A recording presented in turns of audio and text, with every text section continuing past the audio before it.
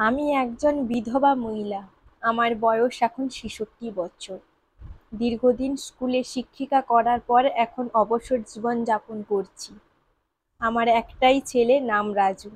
ওর বয়স ৪২, থাকে ইংল্যান্ডে। আমার স্বামী যখন মারা যান তখন আমার বয়স ছিল ৩৬ বছর আর আমার ছেলের ১২। ছেলের কথা ভেবে আমি আর বিয়ে করিনি। রাজুকে আমি একাই বড় করেছি।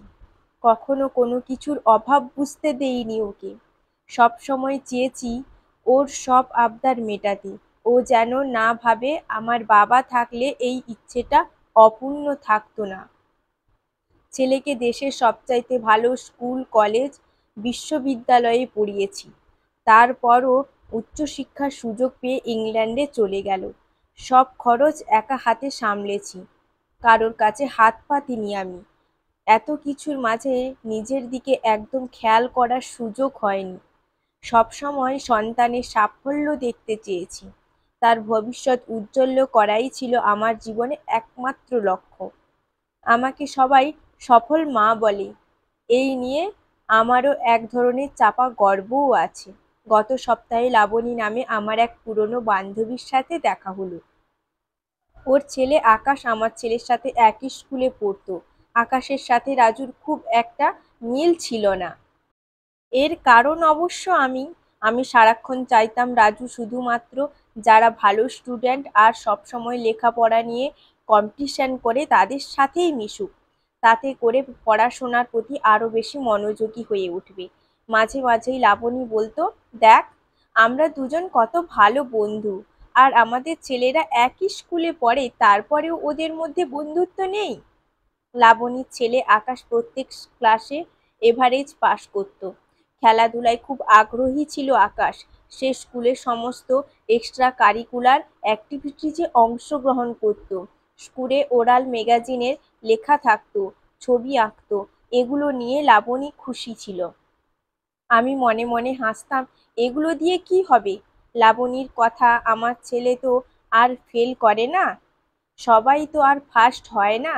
আমার ছেলেটা পড়াশোনায় তেমন ভালো না, কিন্তু ওর অন্যান্য কাজগুলো কত সুন্দর। আমার কাছে লাবণীর এই কথাগুলো আদিক্ষেতা মনে হতো। ছেলের মাথায় তো গোবর আছেই, তার চাইতে বেশি গোবর মায়ের মাথায়। তা না হলে যে ছেলে পড়াশোনায় এত পিছিয়ে, তাকে কোনো মা স্কুলের এক্সট্রা কারিকুলার অ্যাক্টিভিটিজ নিয়ে সময় নষ্ট করতে দেয়? রাজু স্কুল পার করে নামি একটা কলেজে ভর্তি হলো, আর আকাশ খুব ভালো এক কলেজে। তারপর যেমনটা হয়, ওদের সাথে আমার যোগাযোগ ছিন্ন হয়ে গেল। গত সপ্তাহে হঠাৎ করে শপিং মলে ওদের সাথে দেখা হলো। প্রথমে আমি ওদের দেখিনি। আকাশ আমাকে দেখতে পেয়ে এগিয়ে এসে বলল, আন্টি, আমাকে চিনতে পেরেছো? আমি আকাশ। আমি আকাশকে আসলে চিনতে পারছি না। শেষবার ওকে যখন দেখি তখন মাত্র স্কুল ছেলে, কলেজে যাবে। ছেলে মানুষই তখনও চোখে মুখে, আর এখনই রীতিমতো ভদ্রলোক। তারপর আকাশ আমাকে লাবণীর কাছে নিয়ে যায়। লাবণী একটা দোকানে বসা ছিল। ওর ছেলে ওকে নিয়ে শপিংয়ে এসেছে। ছেলে তার মায়ের জন্য কী সব রংচঙে থ্রি পিস কিনছে। আমি আর লাবণী সবসময় শাড়ি পরতাম, তাই আমি একটু অবাকই হলাম। লাবণী আমার কাছে বারবার জানতে চেয়েছিল, তুই বল, আমি কোনটা কিনবো, আমাকে কোনটা মানাবে। ওদিক থেকে আকাশ বলে, আন্টি, আপনি যেটা পছন্দ করবেন মা সেটাই কিনবে। আমি একটা থ্রি পিস পছন্দ করে দিলাম। আকাশ কখনো সেই একই থ্রি পিস দুটোই কিনেছে আমি খেয়াল করিনি। আমি আর লাবণী গল্প করছিলাম কেনাকাটার ফাঁকে ফাঁকে। এরপর আরও কিছু টুকিটাকি কেনাকাটা করে ওরা। ওদের দেখে মনে হচ্ছিল ওরা কোথাও বেড়াতে যাবে। আমার চোখের কোণ দিয়ে আকাশকে খেয়াল করছিলাম। ও ওর মায়ের সাথে কত সহজে স্বাভাবিক কথা বলছে, যেন মনে হয় আকাশ ওর মাকে নয়, মেয়েকে নিয়ে বের হয়ে এসছে শপিং করতে। কেনাকাটা শেষ। আকাশ আমাদের নিয়ে একটা রেস্টুরেন্টে যায়। মেনু দেখে পছন্দের খাবার অর্ডার দিয়ে মায়ের উদ্দেশ্যে বলে, মা, খাওয়ার পরে কফি খাবে নাকি আইসক্রিম? লাবণী হেসে বলে, আগে কফি খাবো, তারপরে আইসক্রিম খেতে খেতে বাসায় যাব। আমি বললাম, আমার জন্য স্রেফ কফি। লাবণী সঙ্গে সঙ্গে বলল, তাহলে আইসক্রিম বাদ। খেতে খেতে শুনলাম আকাশ বেড়াতে যাবে কক্সবাজারে, সেখান থেকে সেন্ট মার্টিন। সাথে লাবণীকেও নিয়ে যাবে, যদিও সেটা একটা অফিসিয়াল ট্যুর। আকাশের একটা বারিং হাউস আছে। হাবভাবে বুঝতে পারলাম অনেক টাকা ইনকাম করে। আমাদের সাথে বসা অবস্থায় কতবার যে হোয়াটসঅ্যাপ চেক করলো, মাঝে মাঝে টুইটার অফিসিয়াল কল আসছিল। তার মানে শত ব্যস্ততার মাঝেও মাকে নিয়ে শপিংয়ে এসেছে। গল্পে গল্পে জানা হয়ে গেল আকাশের বউয়ের কথা। মেয়েটা একটা মাল্টি ন্যাশনাল কোম্পানির গুরুত্বপূর্ণ দায়িত্বে আছে। তাদের এক ছেলে, সে এখন স্কুলে। ছেলেটা নাকি লাবণ্যের ভীষণ ন্যাংটা। লাবণী ওর ছেলের বউয়ের সাথে থাকে। আমি একটা বিছানা চাদর আর কিছু দৈনন্দিন এটা সেটা বাজার করতে এসেছিলাম। যদিও কিছু কেনা হয়ে ওঠেনি সেদিন, কেন জানি না, কিনতে ইচ্ছে করছে না। আর আমি শুধু আকাশকে দেখছিলাম। ও কত যত্নে আগলে রেখেছে ওর মাকে। স্যান্ডেলের দোকানে নিজের হাতে মায়ের পায়ে স্যান্ডেল পরিয়ে দিল। লাবণী অত দাম দিয়ে স্যান্ডেল কিনবে না। আকাশ তখন বলল, মা, তুমি দাম দেখো কেন? তুমি শুধু দেখবে আরাম পাও কিনা। আকাশ কত খেয়াল তার মায়ের জন্য। অবশেষে সেও সানগ্লাস কিনলো মায়ের জন্য। লাবণী সানগ্লাস কিনবে না কিছুতেই। তখন আকাশ বলল, মা, সানগ্লাস কিনতে হবে, কারণ তুমি যখন সমুদ্রের ধারে হাঁটবে তোমার চোখে রোদ লাগবে। ওদের মা ছেলেকে দেখে আমার এমন লাগছে কেন? ভেতরে ভেতরে এতটা ছোট হয়ে যাচ্ছি কেন? বারবার মনে হচ্ছে আমি হেরে গেছি জীবনের কাছে। আমি একজন ব্যর্থ মা, যে তার ছেলেকে সবচাইতে সফল আর বড় বানাতে গিয়ে এত বড় বানিয়ে ফেলেছে যে সে ছেলের নাগাল আর কখনো পাবে না। এর মধ্যে কয়েকবার আকাশ রাজুর কথা জানতে চেয়েছিল, রাজুর নাম্বার চেয়েছিল, আমি দেইনি। বলেছি বাসায় আছে, ডায়েরিতে লেখা। আসলে রাজুর অনুমতি না নিয়ে ওর নাম্বার কাউকে দিলে ও রাগ করে। আমাকে বলে, মা, আমি অনেক বিজি থাকি, যখন তখন কল দেবে না, এতে আমার ডিস্টার্ব হবে। তুমি এখনো ইংল্যান্ডে আর বাংলাদেশের সময় অ্যাডজাস্ট করতে পারো না কেন?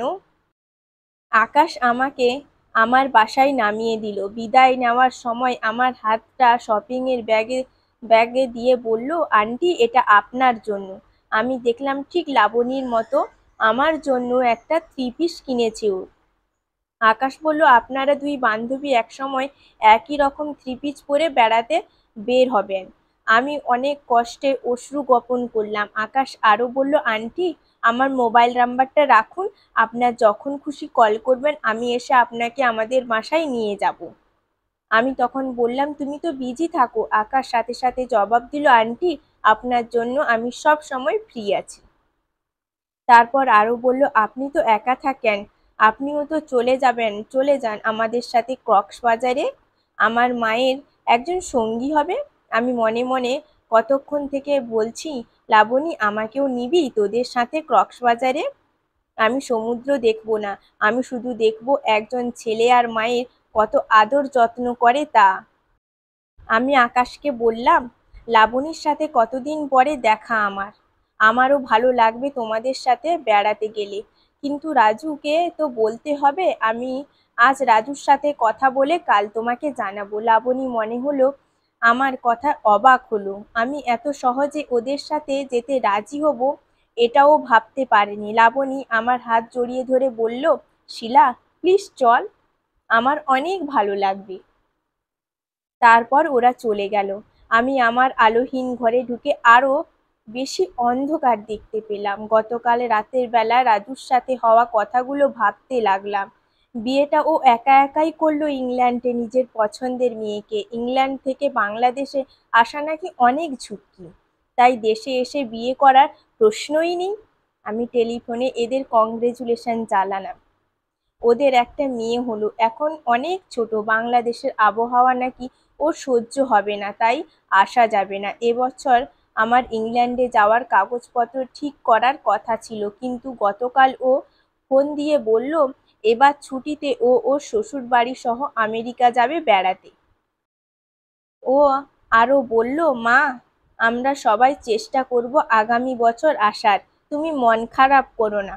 না, আমি মন খারাপ করিনি। আমি আজ আকাশকে দেখে বুঝতে পারছি শুধু ভালো ছাত্র ফার্স্ট হওয়ার ছেলেরাই সেরা সন্তান হয় না। আমি শুধু আমার ছেলেকে শিখেছি ফার্স্ট হতে হবে পরীক্ষার খাতায়, ওর চাকরির বাজারে সেরা মানুষ হতে হবে, এটা আমি কখনোই শেখাইনি। আমি ওকে কখনো বলিনি বিপদে আমার বন্ধুদের পাশে দাঁড়াও। আমি ওকে কখনো বলিনি দেশকে ভালোবাসো, দেশের সেবা করো। আমি শুধু শিখিয়েছি প্রতিযোগিতা। ও কিসে উন্নতি হবে সেটা ওকে শিখাইনি, কিন্তু সবাইকে নিয়ে ভালো থাকাটা শিখাতে পারিনি। আমি সবসময় রাজুকে ভালো জিনিস কিনে দিয়েছি, ওর চাহিদা পূরণ করেছি, কিন্তু আমার নিজের ইচ্ছা অনিচ্ছা আছে, থাকতে পারে, ও ওকে শিখায়নি। আমি রাজুকে কল দিব না কক্সবাজারে যাওয়া নিয়ে। এটা আকাশে বলার জন্য বললাম। আজ লাবণীর সাথে দেখা হয়ে ভালোই হলো। এখন থেকে আমি আমার ভালো লাগা মন্দ লাগা নিয়ে ভাববো। ছেলেকে নিয়ে ভাবনা শেষ। ছেলের তার ভালো থাকার জন্য আমার সবকিছু দিয়েছে। ওর আর আমার কাছ থেকে কিছু পাওয়ার নেই। আশায় ছিলাম ছেলে আমাকে তার কাছে ইংল্যান্ডে বেড়াতে নিয়ে যাবে।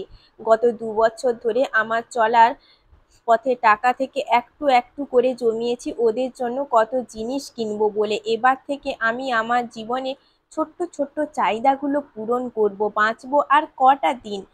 খুব শখ ছিল হিমালয় আর মিশরের পিরামিড দেখবো। একা একা কি এগুলো দেখা যাবে? তার চাইতে আগে লাবণীর সাথে কক্সবাজার আর সেন্ট মার্টিন ঘুরে আসি। তারপরেরটা তারপর।